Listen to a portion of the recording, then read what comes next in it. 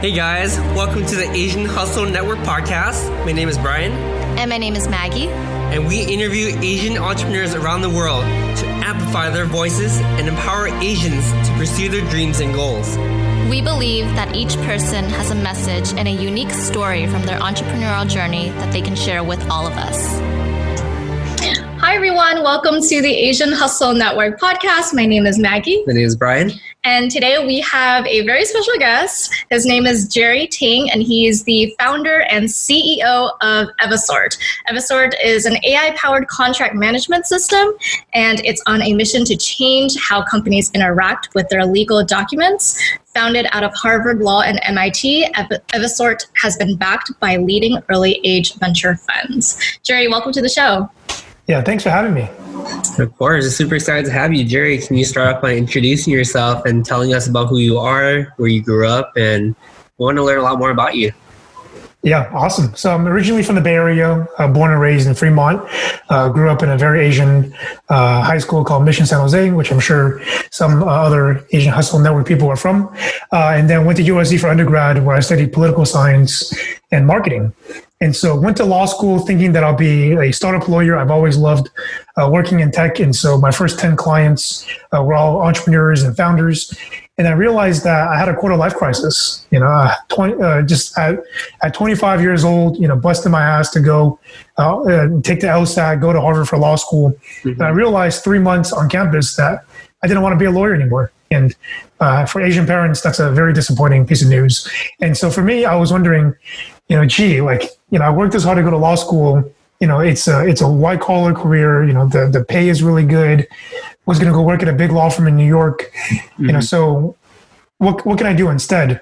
And that's actually when I met my co-founder, who actually was a graduate researcher at MIT focusing on AI. And I was thinking, if I really don't like law this much, maybe there's a way to automate it. And so that's how we came up with the idea for Evisort. Wow, that's awesome. Yeah. And I think you bring up a really good point too. I mean, you're brave enough to admit that law wasn't for you when you're almost at the finish line. Not a lot of people can make that pivot so directly. Like a lot of people I'm in it too deep, I'm working on 2 years, see what happens. But, you have that mindset where you want to see what else is out there. And I feel like in this type of situation, like the universe is like helping you out. You're like, hey, I want to do this. I'm not quite happy. And lo and behold, you met your co-founder when you started, your company, which is awesome to hear. And we want to hear more about your company. Like, how did you guys start, like at the very early stages? Yeah, so I was sitting there in grad school, right? And literally questioning, like, what am I going to do for the rest of my life? And I think a lot of people in their 20s, early 30s, especially during COVID, I have a lot of friends who are like, maybe I don't want to work in finance. Maybe I want to be an artist. Maybe I want to open a bakery, right? So I think a lot of us can relate with that message. So I was sitting in law school having the same thoughts. And what happened was in grad school, they had a lot of speakers come in. And these speakers were like, C-level at, big banks, Fortune 500s, and they're talking about their jobs. Hey, if you worked really, really hard in this path, 20 years later, here's where you're going to be. And I was like, that's not where I want to be. I don't want to be there now or in 20 years. Right? Mm-hmm. But I was listening to their stories and I thought, wow, one of the things I did do in law school, actually, I worked at BCG as a consultant. And so I pride myself at understanding business challenges and problems. And these guys were talking about, hey, every day we have to open a contract, we have to read it, we have to manually do this. And accountants do similar stuff, finance professionals do similar things. And so everyone's kind of doing manual work and then glorifying it as professional practice. Mm-hmm. And so I was like, wow, that sounds odd that you can basically control F and then charge people $600 an hour to do that, right? And so the idea was like, I'm from the Bay, I've always loved tech. If I can figure out a way to automate that where I can use automation or AI to basically do what a lawyer or an accountant is doing, then there's a huge opportunity here. Because if you can charge $650 an hour, if I just charge 20% of that, but I do it with a system, with an automated system, hey, we're off to the races, right? So that's where the idea came from. It also was my personal frustration of, my gosh, I don't want to be doing that. Mm-hmm. Yeah. I mean, that's really cool to hear about that. And, you turn a pain point into a business. And that's really innovative, you know. I feel like you kind of understood what it took in order to start your business. And I really liked what you mentioned before too regarding the career progression. You know, I feel like a lot of people go through 3 stages, right? They go through, I graduated college, I'm working my first job, that's my career, like this is what I'm gonna do. And you find out a couple years later that you are incredibly unfulfilled and that you need more purpose in life. And the last thing that, you know, people go through their stages, like, it's passion. It's like, I feel like you're at the passion stage now where, you know, you're really successful in your company. Like, we're looking you up earlier before the podcast. Congratulations on your Series A, like, amazing job. And you're at the point where I feel like you can definitely take a step back and sort of help others to get to their dreams and goals too. And we really appreciate that. I think it's also interesting that, you know, every business has a systems of agreement, right? And every business has to deal with contracts. And it's just a part of business. But a lot of businesses don't even know how to read or review contracts. And I think they get intimidated about it, right? Mm-hmm. And it starts to get to them because there's just so much text and so much language and verbiage that they don't understand. And you were able to figure out, you know, that pain point and figure out a solution for them. So I think that's really important to point out, just for you to, you know, recognize that problem. Yeah, we also want to take a step back too, and I want to hear your parents' point of view when you decided. You know, it's like you gone to USC, you gone to Harvard, and then at the finish line, you're like, "Mom, this is not for me." How did your parents? Yeah, crickets. I think skipping. And it's funny because I did the typical Asian thing where I was like, "Hey, how do I make something out of this?" Mm-hmm. So I worked at BCG in consulting my first summer, and then the second summer I worked at Credit Suisse in investment banking. I was like, "Hey, what are all the things that pay like a law firm and is prestigious like a law firm, but is not a law firm?" And I realized I just didn't like any of them, to be honest. And so I was like, "Hey, maybe as a millennial, as somebody who has a lot of creative thoughts, like I'm not really good at these entry level sort of white collar jobs." Mm-hmm. I remember when I went to BCG and they were like, "Hey, Jerry, your entire 2 weeks was like looking at an Excel spreadsheet and doing sales comp forecast." I was like, "Gosh, that's somebody else will be really good at that, but not me, right?" And so when I talked to my parents, I think I didn't really even socialize the idea with them until we had our first couple of customers, because my parents are really tough. Like they're actually tougher than my investors. My investors in the beginning were like, "Hey, it's early stage. You guys are working on the product. You're looking for product market fit," because the perspective that the investors have is that this is a long-term company. My parents were like, "Hey, you paid this much money for tuition and you're losing the starting salary for an entry lawyer is $190K a year, right? So you're losing $190K and you're down the whole $200K for Harvard Law. When are you going to make $390K?" That was the question. So very different perspective. And I had to tell them, "Hey, Mom and Dad, like, I'm not an idiot. This is not like I want to go off and do something that's not going to be profitable, right?" Luckily, our third customer was Cox Communications, which is very nice, one of the largest telecoms. And so I was able to build proof points around my idea, the team that I recruited. My co-founder, he was the lead data scientist behind Uber Pool Express. So the walking algorithm, he invented that. And I said, "Hey, you guys have heard of Uber, right?" So I had to find all these social proof points to go to my Asian parents and tell them, "Hey, I'm not crazy." Mm-hmm. Was that the point where they started to believe in you? Or were they still a little bit hesitant? No, I'm the younger of 2 siblings. And so in Mandarin, I'm like Didi, which is like little brother. So they said Didi is like up to his shit again, with crazy ideas. And so it wasn't until really we hired our 50th employee. Wow. And my parents came to my office oh my Lord. And saw all of our tables. And my dad said, "Wow, you're like a real company." What do you think I've been doing for 4 years? Yeah, I love the proof points too, because I think all Asian parents like that, you know, because we're so conditioned to follow the traditional path of having a job, being stable, being comfortable. Yeah. That this idea of hustle and creating your own legacy it's not like they're not fully accepted by them. And when you think from their point of view as well, like they sacrifice a lot for us to get to where we are right now. And their idea of success is for you to have a very comfortable job, you know, a very good life. And most people in their generation, our parents' generation, got into starting their own business because they have no other choice. That's right. That's right. Yeah. And if you, so I was in LA as a journalist. I studied the Rodney King riots, and there was a big conflict between Korean store owners and the riots and the injustice that was there.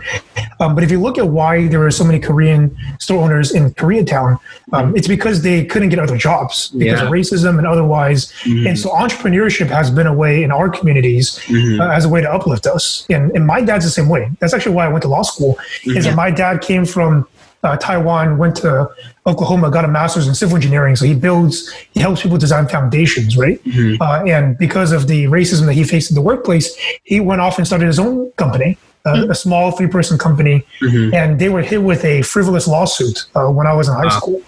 And so, his English is fine, but it's not go to court kind of fine, right? It's more like, business emails kind of fine. So the first time I ever bought a suit was actually to help my dad translate with his mediator.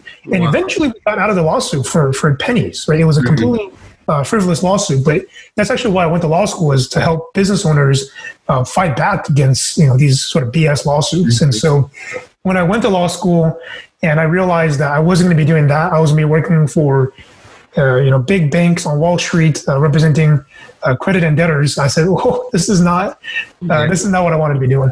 Yeah, definitely. In retrospect too, I feel like your company now is more in line with your values, and you're helping more people on a larger scale than before. So I think it's funny how the universe works in that way. And I'll share a story with you guys of what motivated me to be an entrepreneur. I worked at Yelp for a year between undergrad and law school. And I lived in Fremont, which is about an hour and a half by train into San Francisco, where Yelp was. So I'll wake up at 5:30 in the morning. I'll be eating my avocado toast, getting to the parking lot. Just my avocado toast. It was like super dark, it's like freaking 6 o'clock in the morning. And I'll see my friends' parents, actually, who I look up to, and I go to their houses and I call them auntie and uncle, right?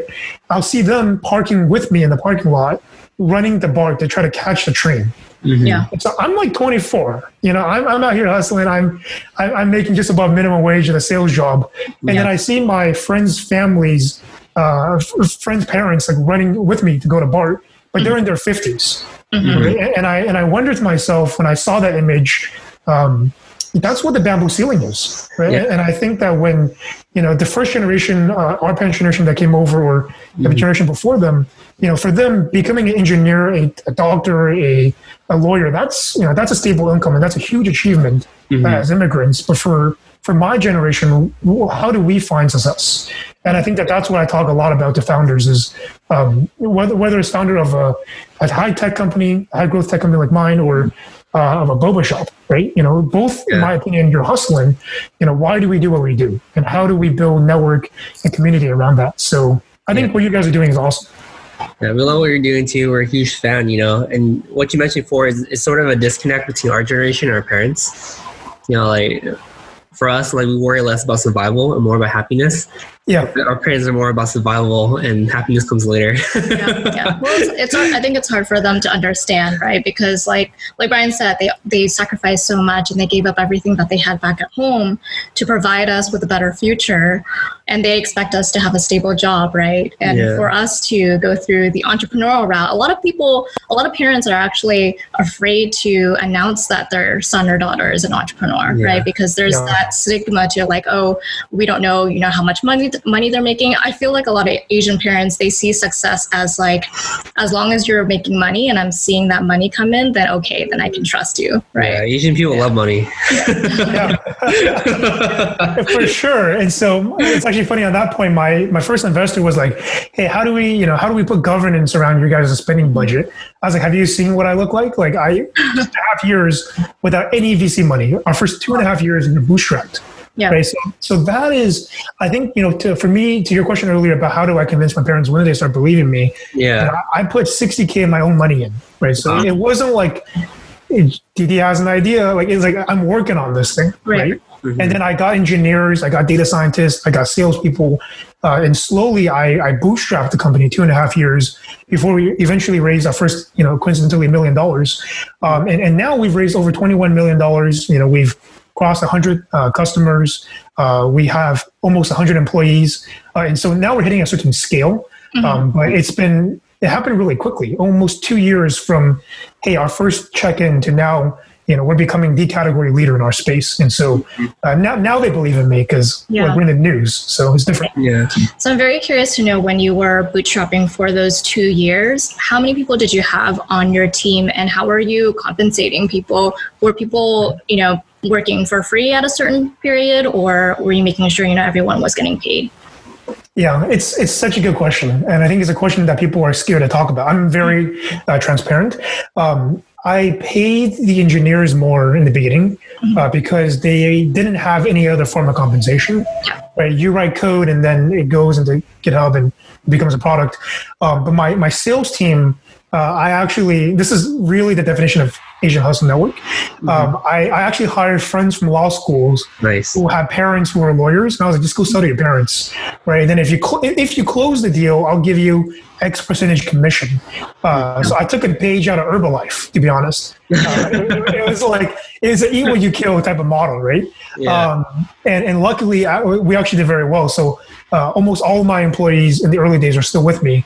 Wow. And now they're directors or senior managers or VPs. But in the early days, it was actually really fun because no one believed in us. We had this crazy idea, to your point earlier about contracts. Every time a company buys something, sells something, hires somebody, takes out a lease or takes out a loan, there's a contract that goes under that. Yeah. And so for us, we thought, hey, contracting hasn't been changed in 2,000 years, right? Yeah. If you think about when writing first began, you would say, hey, I'm going to give you a plot of land for a goat. There was a contract there, right? How do we use AI and automation to transform how we think about that? Yeah. And so for us, the vision was big enough where I call my first employees volunteers. Not everybody was paid, including myself, but we thought it was for a bigger purpose. Right. And I think that for any founder in the early days, you have to have that North Star mission statement because things are going to suck for a little bit. But it didn't feel like it sucked. It felt like we were just in grad school. We were young. We were taking a risk. We liked hanging out with each other. We would stay late in the working space that we're in. We'll order chicken nuggets from McDonald's, right? You get 20 for $5 or whatever. And we'll literally be working, 2 a.m., 3 a.m., but we all became friends. And I think that's, if you don't have the right culture, then that feels like terrible. Because when I was at 2 a.m. at a bank, I was like, why am I here? I'm not getting paid, for this. And I was getting paid a lot. And so it's all about culture at the end of the day. Yeah, absolutely. Out of curiosity too, I know you mentioned, going back to like the Asian hustle theme, right? Yeah. Was your company like a side hustle while you had a full-time job? And I was like, okay, this is how I'm supporting my basic needs and means so I can hustle for what I believe in. Or did you just hop cold turkey? All right, I believe in this. We'll figure things out. And if it is the former, when did you decide to make that switch? Because I think a lot of people in Asian Hustle Network, they have that fear, like I'm too afraid to make that jump to become an entrepreneur full time. And I'm very curious, back to Brian's question, if it is the former, when did you decide to make that jump? It was definitely the former, because I think the latter is kind of scary. And maybe not the recommended path for most founders. I think that the typical story is, I'm already working at Facebook. I have this idea, a pain that I had at work, and I'm going to spin off something to fix it, right? But you milk out the salary as long as you can because that's your seed round. And so for us, we were lucky to be in grad school. And so we used the school as a platform where, hey, we may not be working, but instead of going out in bars every Thursday night, which I did still most Thursday nights, you can sacrifice some of the sort of free time to explore and see if you have something, right? And I think for us, we did that for the first full year. The first full year was, hey, let me just go call on random customers and tell them that, hey, I have this thing I'm working on. Will you pay for it? Right? Because I think for me, hard work is not necessarily just good, right? You need to be paid at the end of the day. And so what I did was I called customers and I asked them, hey, if I had this product, how much would you pay for that? Right? And I start to understand, okay, there is value here. Not every startup is a good idea. Most startups, in my opinion, are not good ideas, right? And so if you don't have a monetization strategy, then I think jumping headfirst in is very scary and maybe not the best investment strategy. But for us, it was 2.5 years of bootstrapping. We're paying every dollar we got from clients. We put back into the business for AWS hosting costs and otherwise. And then to answer your question, the time that we went full sort of turkey was when we raised our first round of funding. Now you have outside investors. Now it's not just a bunch of dudes hanging out. That was the first time. But to be honest, I was actually going to go to investment banking. I had actually signed an offer letter and had this backup set up. And so when we closed our first round of funding, I had to call the VP and tell him I wasn't showing up. Before you started the job?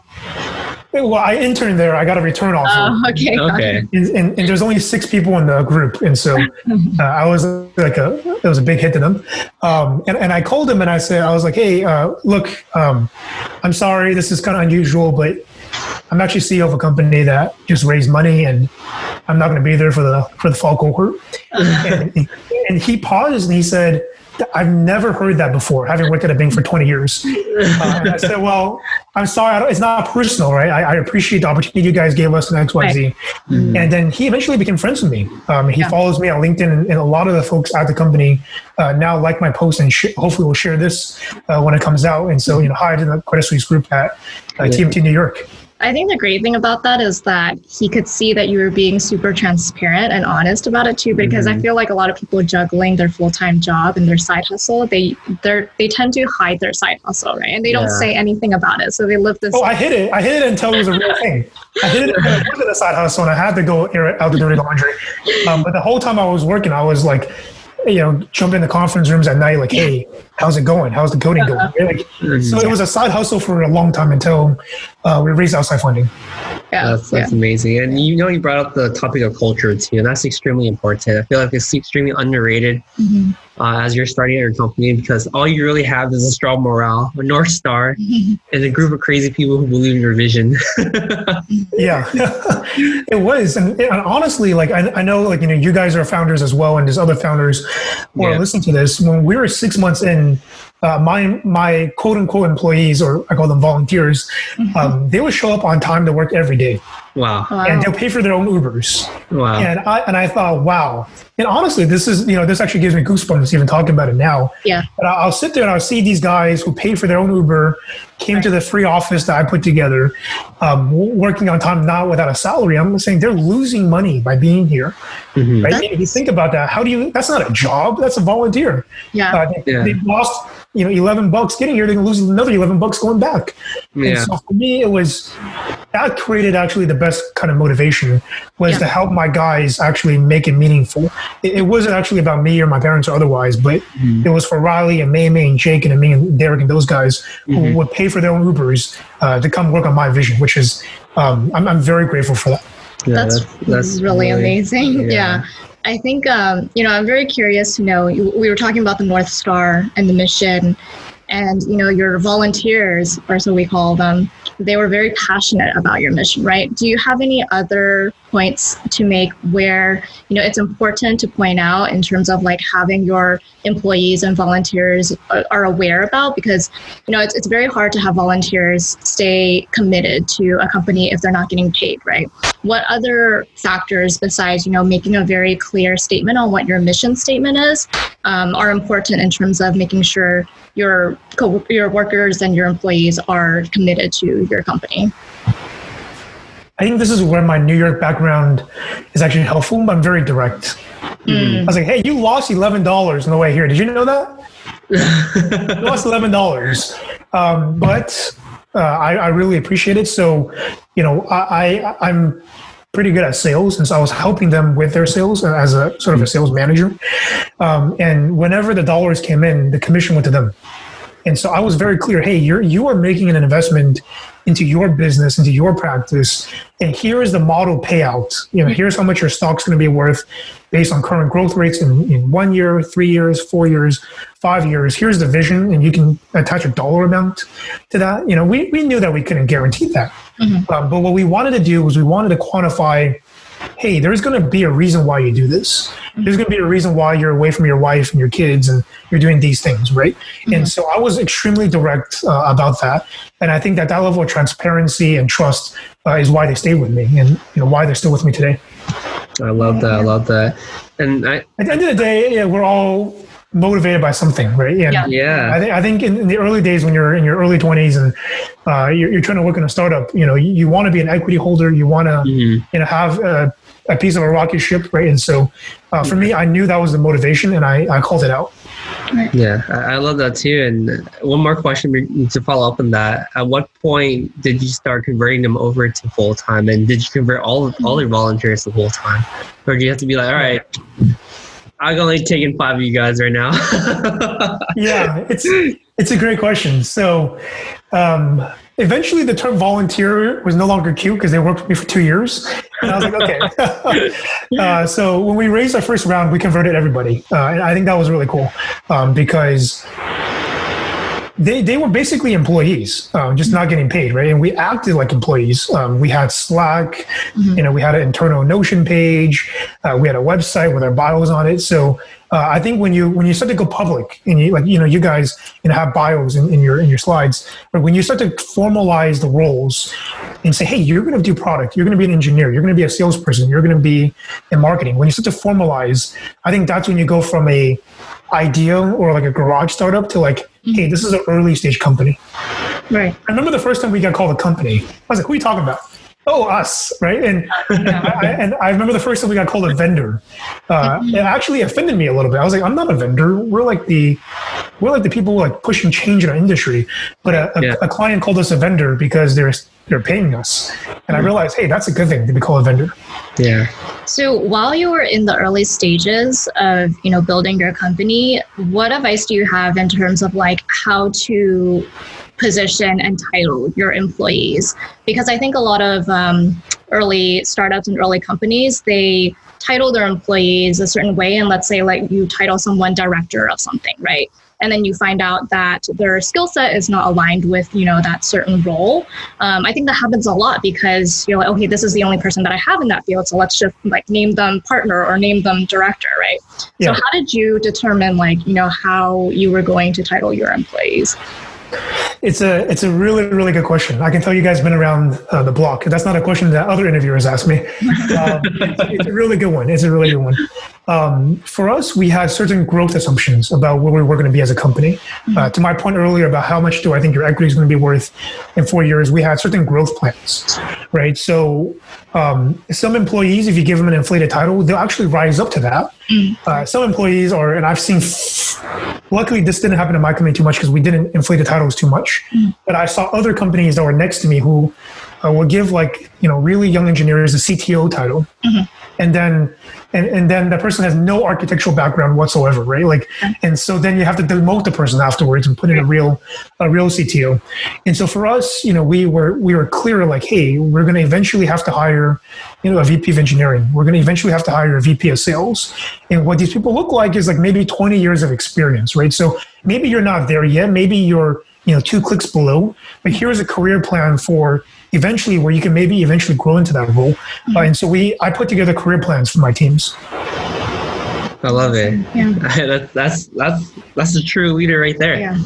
Yeah. It's funny because I read a lot of books because I was a young founder, right? And so I read a lot of books because title inflation is one of the easiest things you can give people outside of monetary comp. But if your company is going to grow like really, really quickly, and you're going to put in a real CFO, a real VP of sales and marketing, you got to be careful of doing that because if you start fudging around with titles, then you can create SVPs, SSVPs, SSVP squared. Like then it means nothing, right? Exactly. Yeah. I want to take a step back too and like understand your mindset and your routines and how you develop such grit to start your company. Because listening to your story, your explanations, it made it sound like it's extremely easy, but we know from an entrepreneur perspective, nothing's ever easy in life. So you want to understand. Oh my God, it wasn't your mindset easy. And your struggles and how do you overcome them. It wasn't easy. I didn't mean to make it sound like it was easy because it was. Well, I wouldn't say it's hard either. I think those are the wrong words to describe the entrepreneurial journey. Yeah. I think it's like your perspective of how to be happy and fulfilled as you go through it. Like if we said, hey, our goal is in Q1 of launching the product, we're going to book $500,000 in revenue, we failed. We will be failures by that definition. That wasn't the goal, because I think we tried to understand, using frameworks like the lean startup model where, hey, in that book they talk about, it's driving in nimble like a car, not like a big cruise ship, right? But how do we learn? How do we improve? What does success look like as small wins? And so for us, because we all became friends with each other, and because we're patient with the process, it eventually worked out. But I have so many stories, and I'm sure every founder does, where my co-founder is, he's a penny venture. So we're in Boston. I had a meeting with a large client in New York. He books me at 12 a.m. red eye with a Greyhound. And I kind of have a tight back from just my posture and all that. And so it was the back seat of the Greyhound next to the toilet. So I couldn't lean the chair back. I have an 8 a.m. meeting before they get to work, because that's the only time we can get. So I'm sitting in the back of the bus. I was telling him, hey, somebody in Greyhound got their head cut off before. That was a story that happened a couple of years ago. Wow. So I'm telling him that story. He's like, shoot, we can't sleep now because, we got to be alert.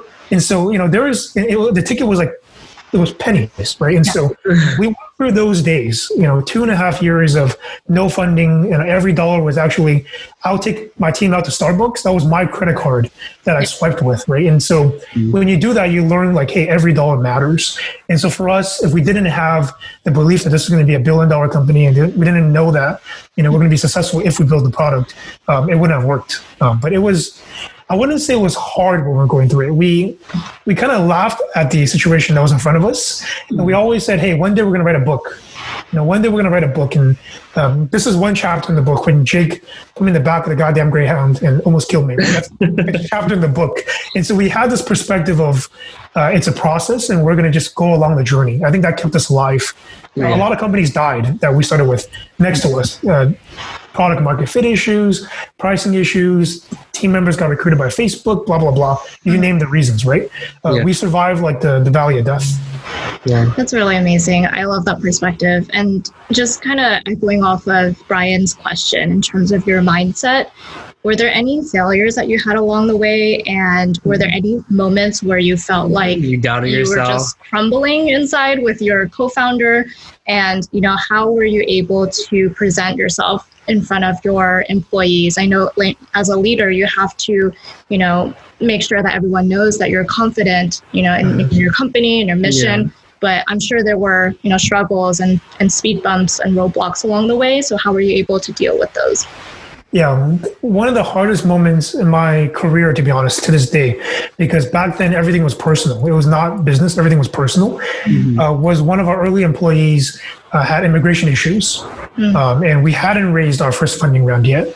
And so he came to me. He said, "I've been working with you for 1.5 years. You pay me, I think a fair wage, but I was offered an interview at Facebook, and I'm asking for your blessing for me to take it." That Facebook example was real. That was my example, right? And I looked at him and I said, and it kind of caught me off guard because we were in this sort of gun-ho early stage phase. But then he said, I need to apply for H-1B, right? I can't afford my own lawyer, XYZ. And so these are real reasons. And I said, I support you in taking the interview because as your founder and as your CEO, I can't guarantee you that I can take care of those things, right now, right? And so he was a great engineer. I knew that when I said you can interview, that he was going to get the job, and he did. And so he then resigned. And we went to dinner, and I thanked him for the 1.5 years. That was really difficult because we were only 9 people. So we lost 1 out of 9 employees to a guy that I actually was a reference call for his next job. The next day we went into the office and we wondered, are we going to lose 2 more? Right now this like mythical, hey, we're on a unicorn, that bubble's been bursted because somebody just left to a company that is a fantastic company, and I'm happy for him and his career. But that was really humbling because I knew that at that point, if we didn't hit certain milestones like a funding round or a certain number of customer revenue, that it's just a matter of time before my team falls apart. And so yeah, I was really, it was a really tough time for me. Yeah, I mean, definitely we can relate to in that sense as well. Like as a leader, like so much of your perspective is reflected through your organization. It's crazy, like how connected the two are. Yeah. If you're feeling immature about something, your organization will be immature in that way too. Yeah. People look to you as an example. Like, how is Jerry handling the situation? What is his mindset like? Is he a strong leader? Should we still follow him? Like, those are things that are huge factors at the very beginning because all you have is a dream and a vision and you, Yeah. It was, I think a lot of founders fight imposter syndrome.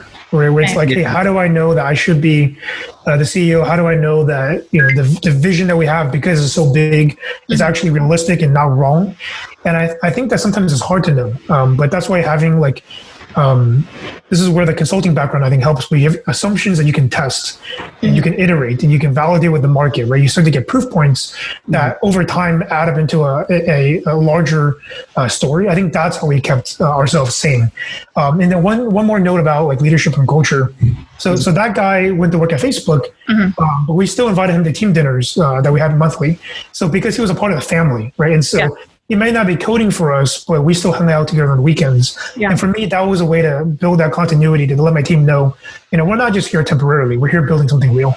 That's amazing. I love the family culture that you build. And, that fear is relevant with a lot of entrepreneurs, I think, because, we always look for young professionals to join our companies, right? Because they hold all the talent and they are, our future. But the scary thing with young entrepreneurs or young professionals is that, like, if one of them leaves, other young professionals will see that too. And they get easily influenced, like, oh, if that person's leaving to a bigger, better company, like maybe I should leave too, right? So, that's right. Yeah, that's like the scary thing about it. But it sounds like, for you to create that family culture and for your other employees to see that you were able to create that culture, bringing that person back into your, company dinners, company outings and stuff like that, they were able to trust your leadership, just seeing that and knowing that you were able to create that culture. Then they're like, oh, okay, like, Jerry knows what he's doing and I trust him and I trust this family that I'm part of. So I'll stay too. Yeah. And then that guy at the dinners will be like, I actually don't want to work at Facebook. I need to for my H-1B. It's a reason that's unique to me. Right. But you think I'm hanging out with you guys just because I want to? Like, I really like you guys. Like, it's, and so I think that helped me sort of containerize that exposure point for the broader team. Yeah, that's awesome. And I have a follow-up question with that point too. It's like, how do you handle team disagreements? Right? It's inevitable. Like, we're a family. Even sometimes I argue with my siblings. But at the end of the day, like, I love them as a family. How do you handle disagreements that get really heated among key team members? That's where having the North Star is important. I think that's where a little bit of formality for even early stage companies is important because like product decisions are really hard. That's one of the hardest things is like, should we build this feature or should we build that feature? And both features are good features. I'm not saying don't build that feature, but what's the order that we build them in, right? And that's the area that even today we have a lot of heated debate about, hey, how do we prioritize? And I think having like a Northern Star of, hey, how do we tie this one decision that you and I both are right about, just in different ways, how does it tie to our bigger goals? And if we can agree to the higher level goals and set that in the beginning of the year, then it helps us create a framework where every debate could be answered through. And I think that was one way that we did it. Also, just like trust and like respect for the other person. I remember for our first funding round, my co-founder was actually in his sister's wedding, and I needed him to actually approve one clause in a document so we can sign, right? So I had to call him and say, hey, can you step out of the wedding for just 10 minutes and do a call with an investor? And he did. And I never forget how that made me feel. I thought, wow, we better become big or else like his sister's going to hit me, right? But there was that underlying trust and familiarity and friendship that bonds us. And so sometimes you have to make these weird, ridiculous asks that you would never ask a 9-to-5 employee to do. But we had that background, and so that was good for us. That's amazing. Yeah, I mean, it's so inspirational to hear about your journey and your struggles and keeping things together, because we can relate to you in Asian Hustle Network. We are very much going through the same things. It's a very similar story. Like we have our set of volunteers as well. Yeah. And it's similar to what you mentioned before. Like, we had people mentioning to us that there's other opportunities out there. And we're at the point where it's like, okay, like how can we keep the team intact before it self-destructs? Yeah. And what I would say to those early employees is that, especially in the Bay Area, there's always going to be a shiny object. There's, growing up here, I've been living here for 25 plus years, right? In the beginning days, it was like Sun Microsystems was the hot company. Then it was like Cisco. And you get in the next generation, like, what the hell are these companies? Well, our parents worked there, right? These are the companies of the generation. Then there was, Apple, and then Google, and now Facebook is old. I remember when Facebook was new, right? There's always going to be the next shiny thing. But what motivates you? Right? Do you want to be one cog in a wheel? I got a friend who graduated Harvard who literally just works on the size of the button in like Yelp, like just the color of the button. That's his only job, is changing the color of the button. He's a really good engineer, but that's what he's been reduced down to. Right? So yes, if you just want to do that, good for you. Right? Dry cleaning is taken care of, dental is covered, free lunch. If you're a free lunch kind of guy, then you're not a hustler. Go and work there. It's good for you. It's good for somebody else. But what motivates you? What's your impact? What's your lasting legacy? How do you make a difference so that when you're dead, people say, hey, that person did this. And if you have that vision, then I think Asian Hustle Network is the place to be. Evisort is the place to be. That's the way I see it. That's my actual honest opinion. And my sister, has worked in corporate jobs in most of her career, right? And she's happy, but she's also curious. Hey, what's out there, right? So I think the grass is green on the other side. But at a certain age, mid-20s, late 20s, maybe you became a manager or engineering lead at a company, and now you're looking at your 30s. And you're saying, hey, what does it mean to have a lasting legacy? We spend 80% of our waking hours at work. What do you want to be doing with those waking hours? And if that's a cog in the wheel, then it's different than who I want to work with. Yeah. I think it's different for everyone. Our group for Asian Hustle Network, it's mainly entrepreneurs, right? But we're all about this like hustle mentality.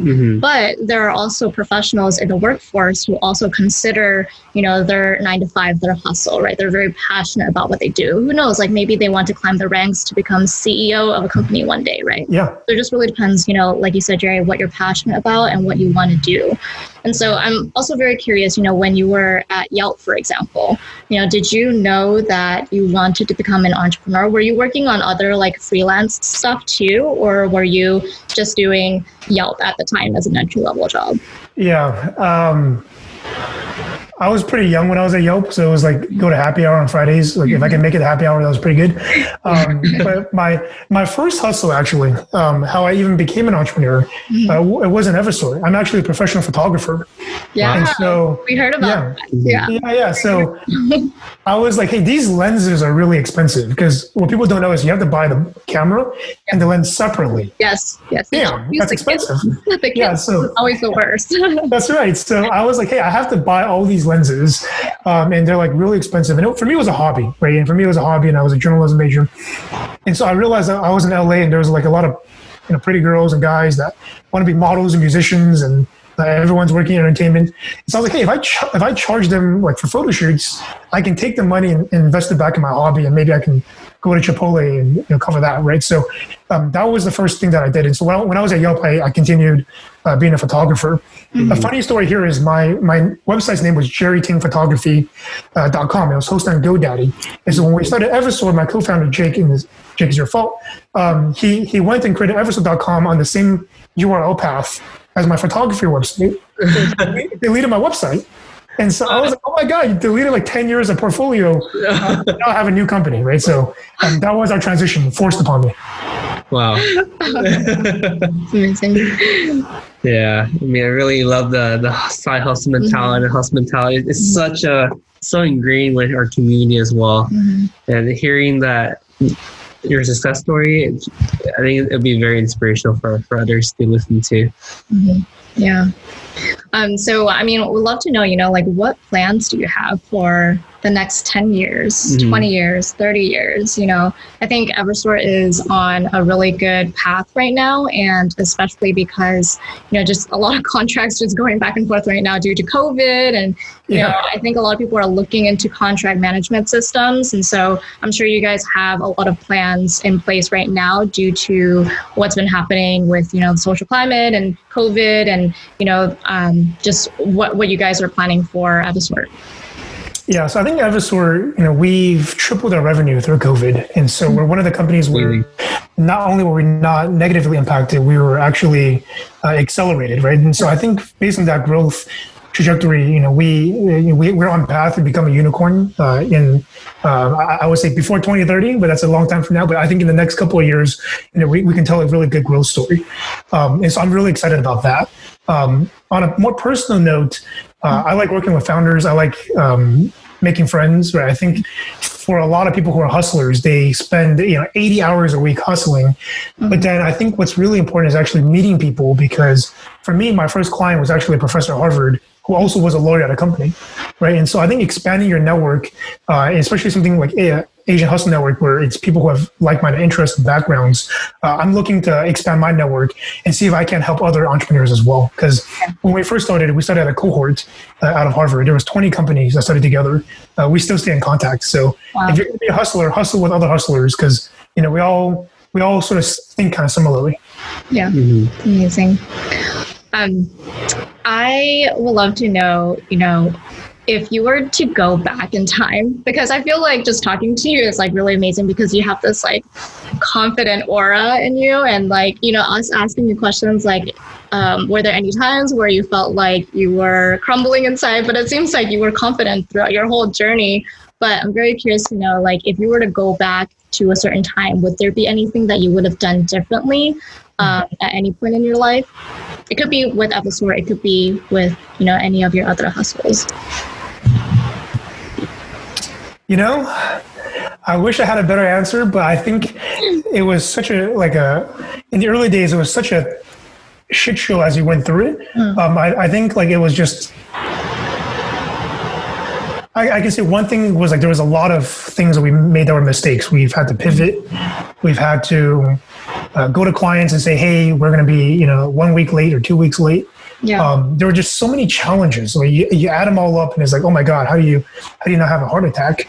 And so I think one thing that we could have done better is we could have taken more pictures. Oh. And that might have not been the answer you're thinking, but it's actually kind of fun now where we are today to look back and be like, hey, Jake, that was the Greyhound, and that was a toilet that I was sitting next to. And those are now memories, right? Yeah. I think when you're a first-time founder, you're going through the experience, you're just trying to survive. Yeah. And for us, if we took more pictures, I think today, we're passing our 100th employee, right? They have no idea what it's like in the early days. Yeah. If we show them pictures, we have some pictures and they would say, wow, the one thing that's a common thread is you're a lot skinnier back then, because Evisort's been a ride, right? And so I think cherishing the memories as you're kind of going through them, even if it's hard, I think that would have been a perspective I would have, modified. Love that. That was not an answer I was expecting, but I really like it. Yeah, I really like that too, because it's always great to remember your roots and your history. Especially as you grow bigger and bigger, it's going to be harder to lose touch of, while you're starting, and you want your employees to know that too. That wasn't easy at the beginning. Yeah, and I think as a startup, every 6 months the company changes. We literally, every other person was new. Between our Series A and now, every other person left. You look left, that person's new. Right? Who the heck is that person? What department are they in? And so because of COVID, we haven't been in the office in, I think, 7-8 months. Right? And I went back recently to go and steal a monitor because I wanted it at home. I looked at the whiteboards we have in our conference rooms, and it was like delivery deadline March 31st. Wow. It was like almost like the office was frozen in time, where it kind of felt like I Am Legend. I felt like I was Will Smith with my dog walking around. Everything was like zombies, right? But you see the whiteboard and you see the handwritings of your employees frozen from 7 months ago. Wow. And for me, that was a really, really weird experience because the company has changed even since then. Yeah. Right. And so the one thing that I'll just kind of share as a tidbit, if you will, is if you're going to be building a successful hustle, Celebrate the little wins, cherish them as they come, because overnight you'll be 100 employees and you have an HR department, a marketing department. When the heck did all these people come here, right? And you'll miss when you're 6 people and all eating M&Ms and chicken McNuggets. Yeah, that's really important. Celebrate the little milestones. And I think that's also important for your team as well, because, if they don't get to celebrate the milestones, then it's like, where are we really going, right? And in speaking of, as Brian said, going back to why you started in the first place, why did you start in the first place? And what is your why? Like, why did you start all of this to begin with? It's a great question. I think for me, I'm like a problem solver. I'm always the guy, and this could be an annoying part of my personality, actually. But when something is inefficient, I always want to make it more efficient. So like my mom, like she'll be cooking, and then like her stove would be like over the fire. I'd be like, no. From a process perspective, you should put the stove on the left-hand side, because as you cook and you bring vegetables from the left to the right, it's more efficient. Right. You don't cross your body. It's just the way that my mind is. And so when I went to law school and they were like, Jerry, sit down and read hundreds of pages manually, like there was a violent, emotional, hell no type of reaction that I had, that I'm sure a lot of us have had in your work. But for me, it was not just hell no, but like, I think I can fix that problem.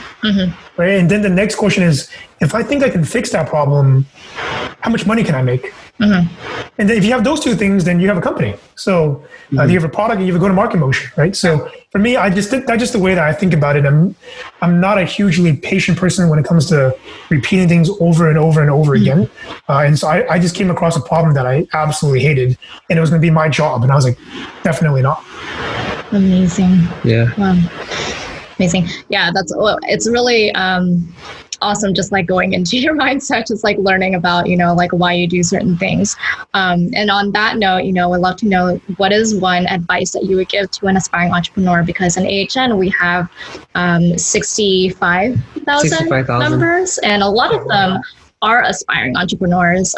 There's a lot of Asian focused online communities, but they are mostly, just well-established entrepreneurs. And we want to open this up to, aspiring entrepreneurs who are interested in the topic, and so what would be that one advice that you can give? Yeah, I think it's really, really important when you look at your idea or your venture to know which of 2 buckets does it fall into. There are VC-backed companies, and then there's cash cows. And they literally could not be more different. And what I mean by that is, if it's a VC-backed company, profitability is not the main measurement, right? It's about total addressable market. It's about how do you scale? How do you get to 100 customers quickly, right? But if you're a cash cow company, then it's about free cash flow management, right? And I think for a lot of founders, they don't know which bucket they're in, right? So I'll give an example. My company is a high growth company. We haven't made $1 of profit, and we probably won't for the next couple of years, because that's not what we're optimizing for. We're trying to win the market. Right. A very different company and a very different personality for, I have a board above me, for example. People say, Jerry, it must be so easy to work for yourself. I don't work for myself. I have a board above me. I manage investors. I manage clients. I report to all of my employees. Right. So that's one kind of entrepreneur. The other kind of entrepreneur is, I want to open a boba shop. I want to open a laundromat. I want to open 100 dentist office and become the dentist mogul, right? I'm not saying one is better than the other, but you need to know which bucket does your business fall into. Because depending on that, if you get that decision wrong, you can do everything wrong. You can read all these startup books, but you're not really a startup. You're a cash flow business, which is a great business, more profitable and quicker returns, but you should be doing your business completely differently. So just think carefully about that. There's not a right answer. Not one is better than the other. Not everything has to be a startup. Amazing. Brian does real estate, right? That's a great business, right? That's not a startup, but it's great, right? From a business perspective. So I think it's knowing where you are. Yeah, it definitely frees up my time so I can do Asian Hustle Network. That's right, which is a startup. Yeah. Early stages, always broke. Plenty of struggles and lots of volunteers. So McNuggets. But yeah. All right. Well, it is at the top of the hour. Is there any closing statements that you have, Jerry? And how can our listeners find out more about you online? Yeah, you can add me on LinkedIn. If you Google Jerry Ting Evisort, there's a bunch of articles that come up, and you can just add me on LinkedIn. I respond to most people that message for help or just want to network. And one thing that I'll share is I think Asian Hustle Network is a very meaningful project. When I moved to the East Coast, I was exposed, and my co-founder is Jewish. And I realized the network that the Jewish community has in New York and Boston. And I think about the Asian network, and I think about how we think there's differences between Korean, Chinese, Taiwanese, and Chinese is different. Hong Kong is different than China. Like we're competing against ourselves, but we don't unify. But in the reality, in the U.S., like we're all Asian, we're all yellow, right? And so, I think for something like Asian Hustle Network, the reason why I respond to LinkedIn messages is I want to be a part of a community that stands for something. And I think what you guys are doing is awesome, and I encourage you guys to keep going and for everyone to get involved. Awesome! Thank you so much for the kind words. Yeah, thank you so much, Jerry. Yeah, thank you, Jerry. And thank you so much for being on the podcast. Yeah, it was great being on. Thanks, guys. Yeah, thank you. Thank you. Cheers. Hey, guys, we hope you enjoyed this episode. Please subscribe to the show. We would like to get to the top 10 on iTunes, so be sure to leave us a 5-star review. We release an episode every single Wednesday, so stay tuned. Thank you guys so much.